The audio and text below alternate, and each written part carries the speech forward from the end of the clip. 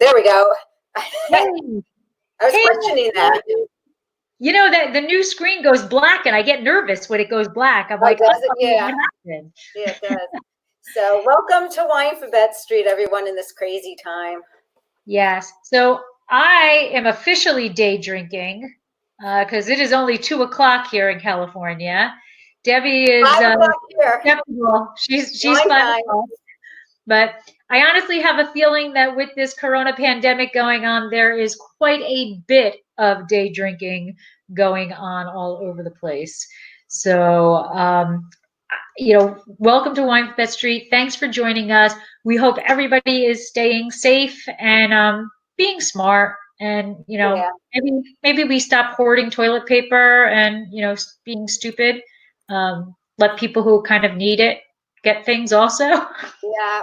Hi, Lynn. Lynn's joining us today. Hi, Lynn. Thank you so much for joining.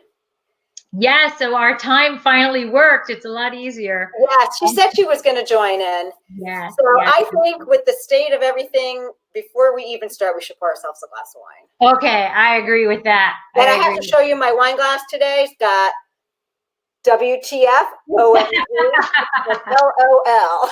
I think we're at WTF. I think so too. So what do you have, Deb? I have a Ferrari Carano. I have Dry Creek. So what's interesting is, Deb, you know what a Ferrari Carano freak I am. I know. When I bought this, I was hoping you weren't buying it because I only had 2 choices, and the other choice was like twice as much. Oh, wow. Yeah. So we went into Total Wine. I had to have Mike with me because, I can't carry anything. And I went straight to look for my Ferrari Carano, and it wasn't there. So I had a couple to choose from, not a lot, but I had a couple to choose from. So I went with Dry Creek. So I got this at Stu Leonard's. All right. Driving back from New York. So in our day drinkings, let's be safe out there. Sláinte. Cheers.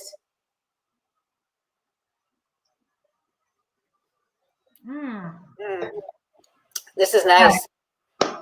Yeah, it is a nice wine. Nice. So is this. So is Dry Creek. So do you want to introduce yourself first, or do we do Elmo first? What do we want to do? Let's do Elmo first and just take the program and go with it. All right, here we go. So.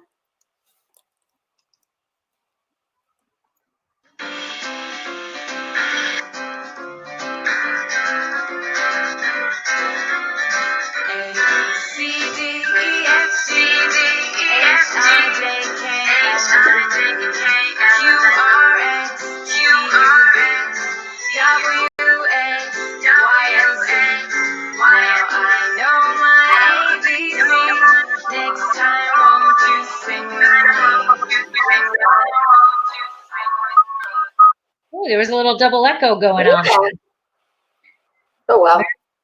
Very interesting. So I'm Lori. My husband Mike and I own Dracaena Wines in Paso Robles. We were actually there yesterday, and it was desolate. But we are, everything is now shut down, and we just hope that people start being smart or continue to be smart, I should say. And let's get over this pandemic. And I hope everybody has a lot of wine in their house to get us through this. And as a little sidebar, we just started $5 shipping for a $150 order. We're going to ship anywhere for $5. So head over to Dracaena Wines and help out small business because it is hurting. Everything is hurting. It is. I'm Debbie Giaquindo. I'm the Hudson Valley Wine Goddess. I'm a wine writer, wine blogger, a certified specialist of wine, and a wine location specialist in Port and Champagne. I am also the author of Tapping the Hudson Valley, and I'm a partner in a restaurant in Stone Harbor, New Jersey called Kitchen 330. We are planning on opening April 3rd for the season, but with everything that's going on, I don't know really what's going to be happening. I'm going to plan on it, but anything can change. I mean, we're all sequestered into our homes now with you know, our loved ones who we might end up hating by the time this is all done.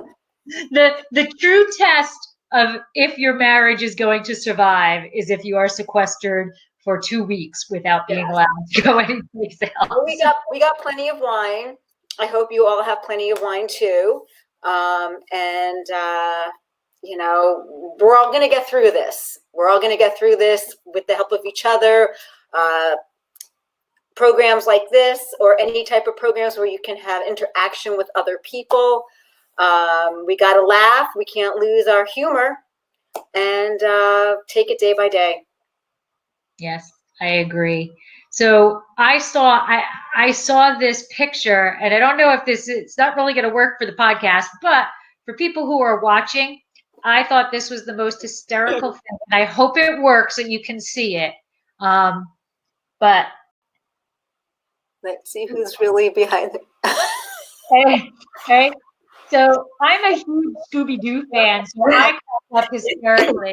And for the podcast, it is an image of Fred, and there's like a ghost, and it says, "Let's see who's really behind the coronavirus." And then when they pull the mask off, it's the Charmin bear. So hysterical. I've seen some really cute stuff. But yeah, people are being very clever. I do like the drug deal ones, some of the drug deal ones, like the people walking the street and paying the hundreds of dollars for the Purell and the toilet paper. Toilet paper.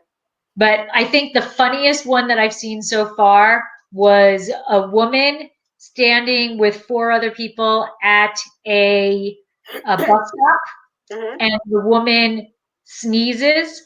And the one guy takes out a gun and shoots her, and then everybody else takes out Lysol and starts spraying each other down. So I don't know. It's crazy out there. I laugh at it. I hope that people realize I hope it doesn't get that way. To that, but some people are very, very clever. Well, you know, it's funny. I was in the grocery store this morning. I went to buy. I have to make brownies tomorrow, so I needed Oreo cookies and I needed vanilla frosting. So I knew they weren't going to be sold out of those. And I'm walking down an aisle, and there was an elderly gentleman, and he starts coughing, and I was just like, oh my God, don't you know? Like, get out of the store and do it. I'm sure like he had emphysema or something like that, but the things that cross your mind, it's just like. Right. I know. Really? Never, well, I can't say never before. If I'm in a store and somebody's hacking, no matter when it is, I'm like, really? Can you just, cover? Yeah. So, but anyway, we're here. For much better stuff, let's talk about Fume Blanc. Yes. So I have the history. So I will get this going. It should be in there. Yep. It is. So Fume Blanc, honestly, is the best marketing scheme of all time. It is pure marketing brilliance. It is an acknowledgement to the grape variety that was brought to the United States from the great Chateau d'Yquem in the Sauternes region of France. And for anybody who doesn't know, it is Sauvignon Blanc. That is all it is, marketing ploy of Sauvignon Blanc, thanks to this man here. So Robert Mondavi was making a Sauvignon Blanc in the 1960s, but at that time, the reputation was actually really a sweet wine because it was produced in such mass production after Prohibition. So Sauvignon Blanc really didn't have like a great following. It was kind of thought of as plunk. So it wasn't making a large impact on the community of the United States. So Robert Mondavi, in order to just avoid the bad rap that Sauvignon Blanc was getting, he decided to change it to Fume Blanc. Now, he didn't just pull this out of, his hat. There's reasons why he chose Fume Blanc. So he actually conjured the name by combining the French term fume, which means smoky, and is, forever aligned with the AOC Poulet Fume region in the Loire Valley. And that's what the locals call Sauvignon Blanc. The reason it is referred to smoky is if you look at the grapes as they grow, as they ripen, they are actually rather small and very tightly packed bunches. So they're said to resemble bird eggs. And as they mature, they start to get a gray bloom, which is similar to the color of smoke. Now, bloom is a term, like a color term. It's not a bloom because bloom can be something really bad. But it gets to just get this grayish color to it that looks like a smoke or a haze. And that's why they started calling it Fume. So in order to help differentiate his Sauvignon Blanc from the other wine regions of the world, he decided to age his wines in oak. So typically Fume Blanc, or I'm sorry, Sauvignon Blanc is stainless steel. So he rather generously decided not to trademark it. Like he came up with Fume Blanc, and he could have very easily trademarked it so that Robert Mondavi Winery would be the only ones who could use Fume Blanc. But he kind of, not that I knew him, but you always get the impression that he was always all about the good of the wine industry and the good of the valley and things like that. And so he purposely didn't trademark it so that he could so that other wineries could actually produce a bottle called Fume Blanc. So as I said, the big difference is oak versus stainless. Now, although he aged his Sauvignon Blanc in oak, it doesn't necessarily hold true that all producers do so. So depending on the style you prefer, that's what you need to pay attention to, is whether or not the winery that you're purchasing the Fume Blanc from sees oak or doesn't see oak. But what you can expect is that if it does see oak, it's going to be a little bit rounder, richer, and you're going to have more melon-like flavors. And Sauvignon Blanc aims to bring out the grassy and sharper citrus aromatics of the varietal if it's stainless steel. So me personally, I'm a stainless steel fan when it comes to Sauvignon Blanc. There can be a hint of the oak, but I like that crispness. I like that citrusy part of Sauvignon Blanc. Doesn't necessarily need to go to the New Zealand in your face grapefruit. I don't need all that, but I do like the stainless steel better. So let's talk about Sauvignon Blanc. Now, first, anybody who knows me knows that I have a special relationship with Cabernet Franc, and Cabernet Franc had a special relationship with Sauvignon Blanc. So Cabernet Franc and Sauvignon Blanc got together, and they naturally cross-pollinated, and that's how we got Cabernet Sauvignon. And I have obviously, everybody knows I've made it my mission to give Cab Franc the due justice that it deserves, that rather than just Cab Sauv. Now, until Cab Sauv's parentage was decoded, it was actually thought that it had to have been another red grape that paired with pollinated with Cab Franc, because until Cabernet Sauvignon came around, no scientists, no botanists realized that a white grape could give rise to a red grape. So it really is a very important crossing, other than the fact that it involves Cabernet Franc. So I'll go off on a little tangent of science. So when you think of dominant and recessive genes and all that, in order, if you have two people who have blue eyes, you're not ever going to have a child who has brown eyes, because brown is dominant over blue. So if somebody has blue eyes, that means that they have two recessive traits. So there has to be something recessive, dominant in this Sauvignon Blanc to allow to have a red grape varietal come out of having a white grape being apparent. The first mention of Sauvignon Blanc, which was known as Fires, was in the early 1500s.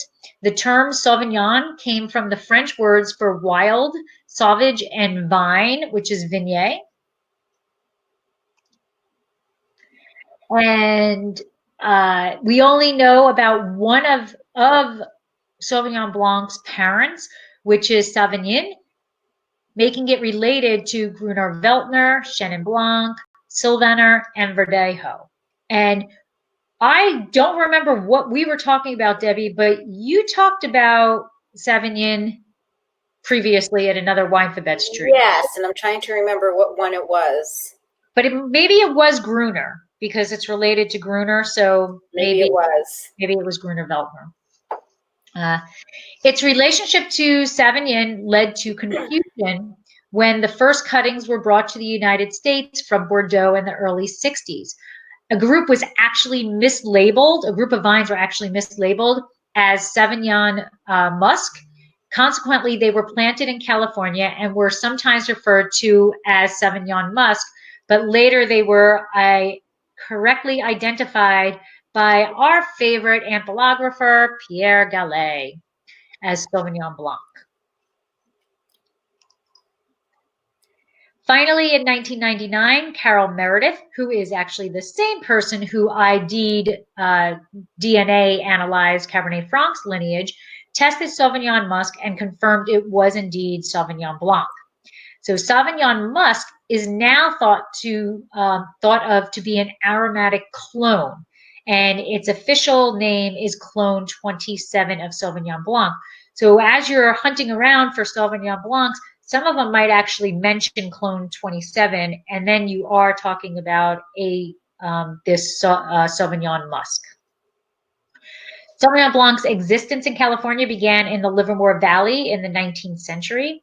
Charles Wetmore, after becoming the first president of the California Viticultural Commission, flew to Bordeaux and obtained cuttings of Sauvignon Blanc and Semillon from Chateau d'Yquem.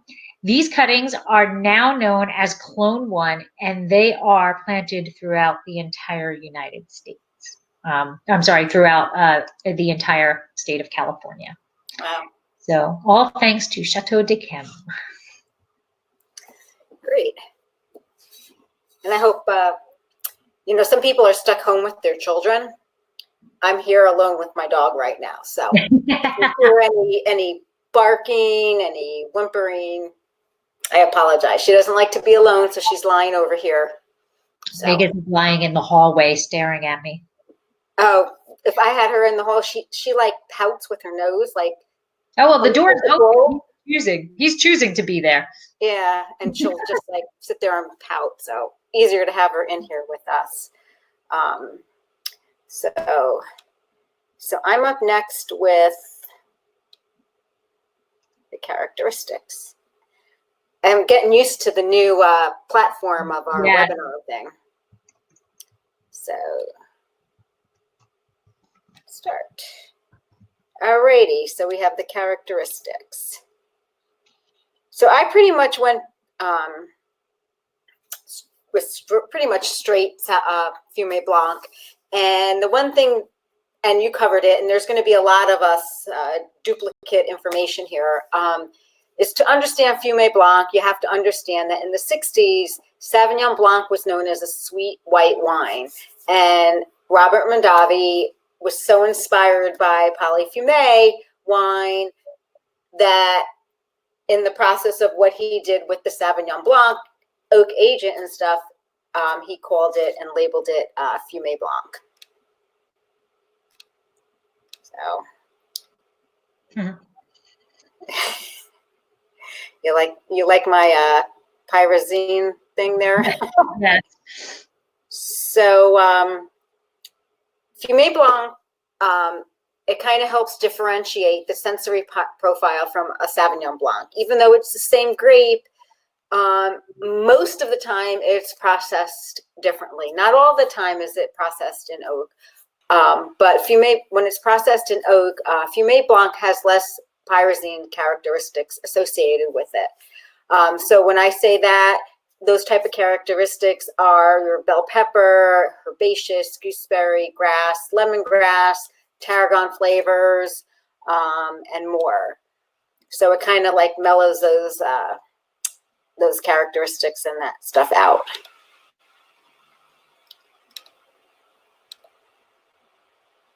And the wine tends to have more of a tropical and citrus profile, which I'll tell you my Ferrari Carnero, I'm having such difficulty speaking today, does. You should have seen me. I was trying to tape a podcast earlier, and it was just like, what is my problem? But anyway, they tend to have more citrus and tropical fruit than the high acidity. And I know that grapefruit is citrus, but you know, the New Zealand Sauvignon Blancs have that like robust grapefruit. In your face. Yes. In your face and there the next day. Yes. Two oak, not two oak. Fume Blanc typically sees a bit of oak, and what this oak does to the wine is it creates a rounder feeling on your palate. It's a little bit more, it's richer. You're going to get more lemon flavors. The oak actually tames the acidity down, so you don't find that racy acidity that you see in say, and I hate to pick on New Zealand Sauvignon Blancs, but you don't get that racy acidity that you see in there. Like I said, most of the time it is put in oak. Sometimes it is not. But that's, you know, the winemaker's choice on how they want to label it. But at the end of the day, like Lori said, it's all been a marketing thing to indicate that really that they aren't purchasing this racy, acidic, picking on New Zealand, Sauvignon Blanc.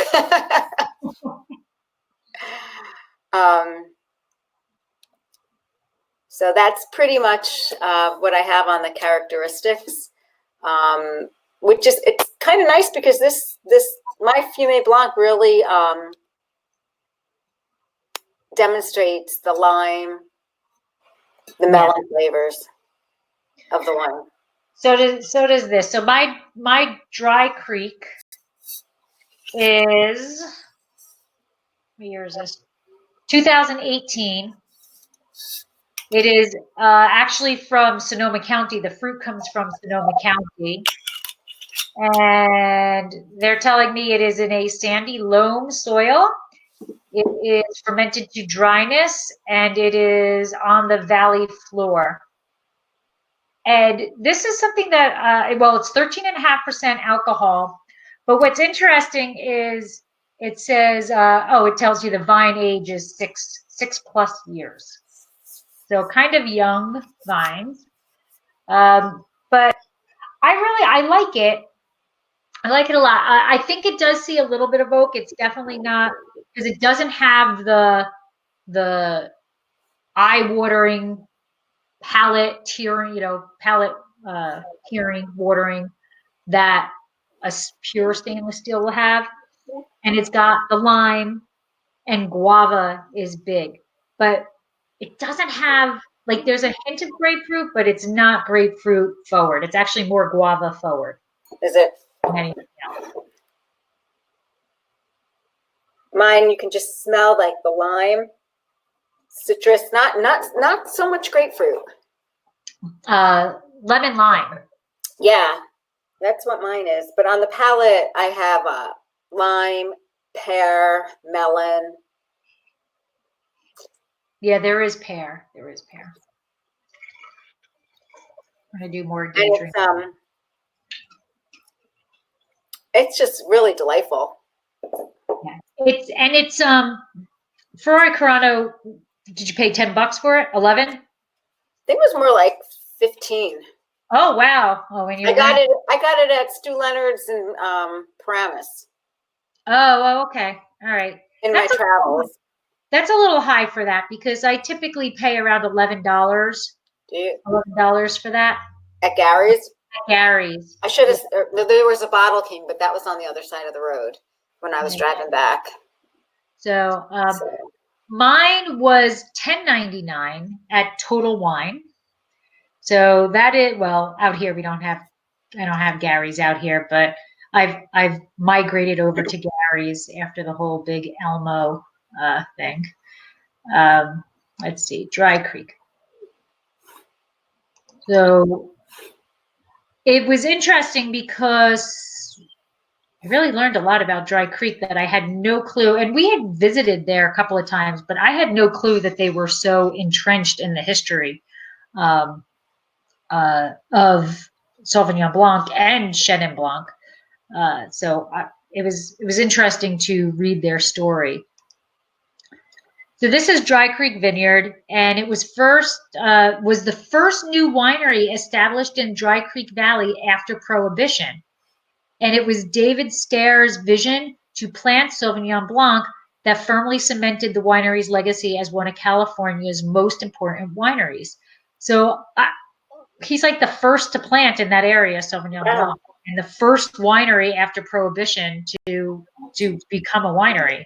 So, and there he is.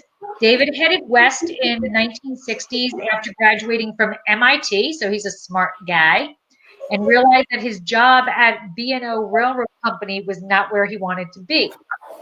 He wanted to be in the wine industry. So David founded Dry Creek Vineyard in 1972, and prior to his arrival, there was only prune orchards and family-run farms in the whole Dry Creek area. So he was really a visionary. Upon arriving in California, he attended UC Davis and spent his free time looking at vineyards between Monterey and Mendocino. So he'd spent a lot of time in a car. When he finally made it to Dry Creek Valley, he saw an old prune orchard and realized that this was where he wanted to start fulfilling his dream. So he purchased the land and began planting. And he had a huge love for the Loire Valley wines. So he knew that he wanted Sauvignon Blanc, but he wanted Sauvignon Blanc to be his flagship wine. But everybody he was bringing in to help, I guess, consult about the soil and consult about what vines he should plant were all telling him, no, don't plant Sauvignon Blanc. Don't do it. But he was like, nope, I'm doing it. And, 50 years later and 2 generations down, he is, he is the Sauvignon Blanc king, basically, in Dry Creek Valley. They actually produce 5 different types of Sauvignon Blancs, including one still, this one that is labeled as a Fume Blanc. The rest of them are all labeled as Sauvignon Blanc, and they are in different styles. So this is the label for my wine, and it is this wine is modeled after the classic wines from the Loire Valley in France. This has this. I like that label. It's beautiful. Yeah, so they have 2 different label types. They have their Dry Creek Vineyard, and then they have the Sailor series. Mm-hmm. And this is part of their Sailor series. And not that I read it anywhere, but I tend to think the Sailor cities are the one Sailor labels are the ones that you're going to see in more bulk. Okay. But I didn't read that anywhere, but just looking at what they sell under with the Sailor concept, I think that's the way it is. So this one actually has no oak for the crisp. It's crisp and expressive flavors. Now their tasting notes lead with grapefruit, and I would not lead with grapefruit on this. I would lead with guava, but they never even mentioned guava. So that goes to show you that everybody's palate is very different. I get a hint of grapefruit, but I would never have led with that. To me, it's much more in the guava. I can see pear, white pear, and I get lemon lime. Yeah. First, when you first open a Sprite. Yes. Mm-hmm. That's what I get. I get more lime in here, and melon and pear, both on the nose and on the palate. Melon, yes. And actually, when I purchased mine, I thought of you because I know how much you like Ferrari Carano, and I thought, I just hope you don't get this, because it was this, and I think my other choice I had was Grinch Hills. Oh, Grinch Hills? Yeah, and it was like twice as much. It was that had to have been like $50. Yeah, and I was like, nah, I don't think so. Yeah. not at all. Fume Blanc should be sitting on the back porch enjoying this. Exactly. $10 a bottle, $11 a bottle. Mm-hmm. So I got the Ferrari Carano. And I love that place. This is the place. And hold on a second, let me get my notes up here. So Ferrari Carano, it's in Healdsburg, California, and it's founded by Don and Rhonda Carano, and it was founded in 1981. And they both are natives of Reno, Nevada. Sadly, Don passed away in 2017. Their experience in the wine industry was they were in the hotel industry. And they developed the Eldorado Hotel and Casino in downtown Reno. And they went to Sonoma to look for wineries for their wine list at the hotel. And they ended up buying a 30-acre parcel in 1979. So they started, as many wine people do, making wine in their barns. And they felt that they were onto something. So they purchased more vineyard land. And in 1985, they broke ground on their winery in Dry Creek. And in 1987, they released their first wine. And actually, in their first wines that they released was in 1986, Fume Blanc. So they released that in 1987, along with a 1985 Alexander Valley Chardonnay. Today, they have 24 vineyards scattered throughout 6 appellations. They have vineyards in the Alexander Valley, Napa Caneros region, Russian River, Dry Creek, and Mendocino, Anderson Valley. They did earn in 2015 their California Sustainable Wine Growing Alliance certification. And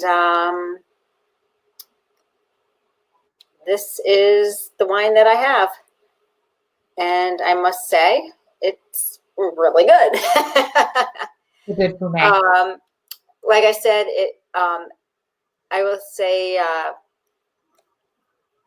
the grapes are from various appellations in Sonoma County and Dry Creek, Alexander, and Russian River valleys. When the grapes arrive at the winery, each lot is gently pressed, and they put it into stainless steel tanks for 48 hours for cold settling. The juice is then transferred to tanks and French oak barrels for fermentation. And then the wine in the barrels is slowly aged and stirred every other week for 2 months, and then they blend it. About the 2018 vintage, they said it was a great year, great weather conditions, had good berry set, average rainfall. It was warm during the summer, no drastic, outrageous heat. Rain events allowed for longer hang time, and it led to full ripe flavors. It was 65% in stainless steel tanks, 35% in French oak barrels that were used. So, like I said, mine is, I smell mostly lime and pear and melon. So Ferrari Carano is the wine that got me into wine. So I always really that's your aha wine for your my aha wine. It was a 92 Chardonnay, and I tasted that wine and I went gaga over it. Oh my God. Mike went everywhere in the state of New Jersey to buy every single, talk about hoarding toilet paper. Mike was hoarding Mike was hoarding Ferrari Carano. He bought every bottle that he could find in the state of New Jersey. And wow. I just loved it. I absolutely loved it. And the interesting thing is as much as that's the wine that got me into wine, and I loved every single bottle that I had of it, I can't drink that wine now because it actually is a sweeter Chardonnay, a buttery Chardonnay. Okay. And it is not a butter bomb like Ron Bauer. And there's absolutely nothing wrong with people who love butter bombs. That's why they make them. but my palate has changed so much over the years that that's not a wine I would choose anymore, because it has too much buttery. But the Fume Blanc, I always pick that up. I think it's a wonderful wine, and it's consistent. It's well made vintage after vintage. And I thought of you when I bought it. I was Yeah. like, I just hope Lori doesn't buy this. So my other Ferrari Carano moment is right now, and I'm gonna blank on her name, and I apologize. They actually have a female winemaker now, but back when I was really, really Ferrari Carano insane, there was a gentleman named George who was their winemaker, and most people go ooh and ah over like movie stars and things, and I really don't ever, flying back and forth from LA to, Newark. I was on so many flights with movie stars, they never bother, whatever. But give me an athlete and oh my God. But we walked into Ferrari Carano, and we were down in their lower area where it's a specialized tasting area. And George came walking out of the back room, and I hit Mike. I'm like, oh my God, that's George. That's the winemaker. That's what. And he's like, how do you even know that? And I'm like, I don't know, but that's him. And he heard me, because you know how quiet I am.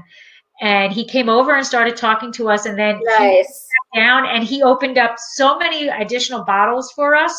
Nice. So I was private tasting with him, and we bought some bottles, and he signed one of them, to Lori, and when we moved out here, it didn't make it. I have no idea where that. I mean, it was empty. Really? The bottle was empty, but we have like 6 bottles that are special bottles to us, and most of them are signed bottles, or something that's sentimental to us. And he was the 7th bottle, or there's 5 bottles left, and he was the 6th bottle, and that bottle's not anywhere to be found. And wow. I have it's not like the moving company is going to steal a bottle. My guess is that when they were packing, they broke them. Maybe. So I'm a little upset that that's the bottle that didn't make it here. But yes, I do bow down to Ferrari Carano. They are the reason why I got into wine. And I did try to get them, but so that would have been 2 months in a row we had the same wine. Yeah, same wine. So you want to do food pairings? Yes. And I have to tell you what I have this paired with, because I'm going to go eat dinner when we get off. Oh, okay. I made. What? I have to cook it. Okay. A crustless asparagus quiche. Oh, that. I think that's going to be good. Cooking it in my iron skillet. It's made with ricotta cheese. I put some scallions in there, cheddar cheese, eggs, Parmesan cheese. It's more that Mike would call that like a frittata, right? Yeah, it probably is a frittata. And I'm not a big frittata person, but I'm like, I didn't feel like making a crust. So. And you can't go to the store and buy it, because I'm sure that's all sold out. I don't even know. Actually, you know what I could have done is I have some Pillsbury crescent rolls. Oh, yeah. Now that I'm thinking about it, but it doesn't matter. It's already made. I just need to put it into the oven. So another sidebar, Camilla Mann, who's part of the Wine Pairing Weekend, Mike's birthday was the 14th, was Saturday, but that's Pie Day, right? Okay, so she was trying to make pies for Pie Day, and she went to the store, and all of the butter was wiped out. And I'm thinking to myself, okay, I understand the sanitizer. People are out of control with hand sanitizer. I get it. I get soap. I get that. I don't really understand the toilet paper thing. It's only 2 weeks. You don't need 100 packs of toilet paper for 2 weeks. But I can kind of accept that. butter and flour? Are people like, are we going back to like the Middle Ages where people are, you know, like, I don't know. why is butter and flour? Maybe they're going to bake. I don't know, but I thought that was very interesting. I went for Oreos and frosting. That's the important stuff. To make my brownies. Yeah. All right. So I am on food pairings, and I really was supposed to do food pairings this month, so I was right on spot. So I decided that for food pairings for this, I was going to go to the wineries themselves and see what they actually recommended to go with it. And notice what is underneath that, Deb. Asparagus. Asparagus. So Dry Creek Vineyards, the wine I have, actually recommends Block Island sea bass with brown butter capers and lemon, and it is on a bed of asparagus. So I think your meal is going to kick butt with your wine. Now, Ferrari Carano, they suggest an apple, leek, walnut, and blue cheese tart. So that's kind of an interesting thing. Now, I'm not eating that. I would have to eliminate the blue cheese. But you're putting cheddar in yours? Is that what you put in? Cheddar. Yeah, I probably should have put Swiss or Jarlsberg. Yeah, I'm thinking that a Jarlsberg. That's what I was. And I thought about it, you know, and I was second guessing myself because I do have Jarlsberg in the house, and I'm like, should I do Jarlsberg or cheddar? And I'm like, I had more cheddar than Jarlsberg, so call it food rationing. There you go. There you go. So, but this see, and again, leek is another difficult wine pair. I put scallions in it, so it's it's a difficult pairing. So I think you're going to rock that pairing tonight. I really do. Again, from Ferrari Carano is prosciutto, peach, and arugula crostini. And now I don't get peach in mine. Did you get any peach? No, it called for peach and tasty notes, but I didn't get any peach. But can't you envision peach going exceptionally well with it? Like I think peach is good. I think peach will pull out so many flavors. Maybe it needs to warm up before the peach comes into play, because that happens also a lot with wines, especially white wines. As they warm up, you start to get a different flavor profile. Correct. Now, again, why you're going to rock your meal tonight? I use ricotta. Baked ricotta stuffed zucchini. So again, you've got the ingredients that they're all recommending: asparagus, you've got the ragout, cheese. And I'll tell you, these were all stuff that I had in my refrigerator. I had to use the asparagus; they were there too long. I got the ragout because Paul made lasagna last week, so that needed to be used. There's all things that I needed to use. So it was a fridge dump that just worked out. It was a fridge dump. Okay. But this is from Petronacelli. Love their Zin. I didn't know they made a Fume, but it might have been a Sauvignon Blanc. That might have been first. Okay. They call it Sauvignon Blanc. But I didn't know they made that. But this looks delicious. And chicken sambuca. That's from me. Get the prosciutto on that. I actually made that. That's from there. I can't wait to eat after this. And then back to Dry Creek Vineyard, braised black sea bass. And I can never do a food without cheese. So cham with cham. I don't know how to say that. But remember. Calm was how we did the region is calm, so it may be that.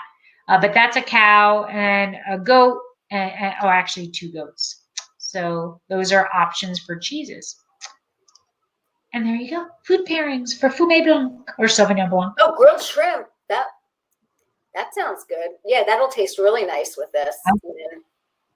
And Lynn, I'm starving now, and I cannot. The Keisha's going to take whatever. Well, it's only 2:45 here, so I have a long way to go. And Mike actually has to go to Costco to try to get milk because we've tried twice to get milk and to no avail. Hopefully, the grocery store's got milk.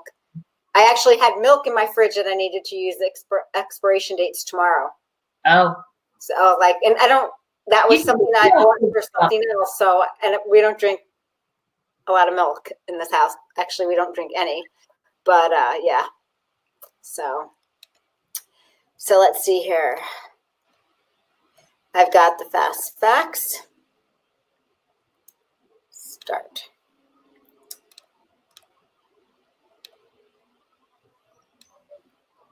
So, Fume Blanc is Sauvignon Blanc.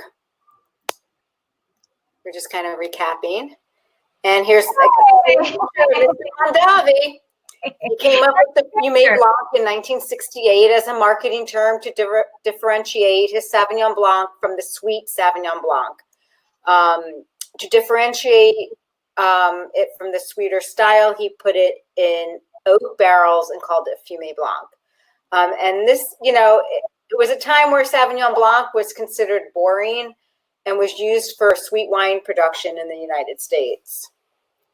So that's interesting, you know, because I can't see it. Well, yeah, I can see it as sweet. I've had it as ice wine. Yeah. I actually have had it as ice wine. So, oh, I have to go back because I used the same slide twice. So Fume Blanc isn't necessarily oaked. Robert Mondavi intended only to find it as an alternative name for Sauvignon Blanc with no reference to production style or method. But I would tend to say the majority of Fume Blanc that you're going to find is oaked. Oops, I didn't mean to do that. I started my, so Fume Blanc is somewhat, I would say, a U.S. thing. Mm-hmm. But, however, in Victoria, Australia, Taltarni Vineyards has used the Fume Blanc since the early 90s because of the wine style. They really like it aged, particularly in new oak barrels, but also to disassociate the wine from the nearby Sauvignon Blanc stereotypes. This wine is more about texture and complexity, which isn't associated with the Sauvignon Blanc, especially, we're going here, New Zealand Sauvignon Blancs. The Fume here is more of a tribute to the Polyfume, where they obtain a more toasted and flint notes from their soils as they try to obtain that from the oak. So their Fume Blanc is creamy finish, where the Sauvignon Blanc is driven by fruit intensity and acidity. And so this shows they produce both. They produce a Sauvignon Blanc and they produce a Fume Blanc. So, you know, one for each palate on what people like and what people don't like. Or whatever mood you're in. Exactly. And Sauvignon Blanc Day is always the first Friday in May. So Friday, May 1st, 2020 is Sauvignon Blanc Day. So I hope everybody will go out on May 1st, grab a bottle of Sauvignon Blanc. Hopefully we will be able to go out by then and enjoy it with some friends. Oh, yes. If we all could just go out and by April 1st. May 1st. It's May 1st. Oh, God. We better be able to go out by May 1st. Oh, my God. Oh, my God. I'm hoping for April 1st here. Yeah. Me too. Yeah. With the restaurant and everything, me too.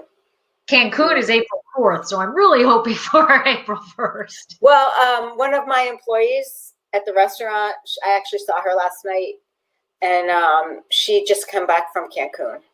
Yeah. And she went, you know, Sunday to Sunday. She goes, she went, everything was fine, and, you know, the world went to hell in a handbasket in a week. But, yeah. So. We will see.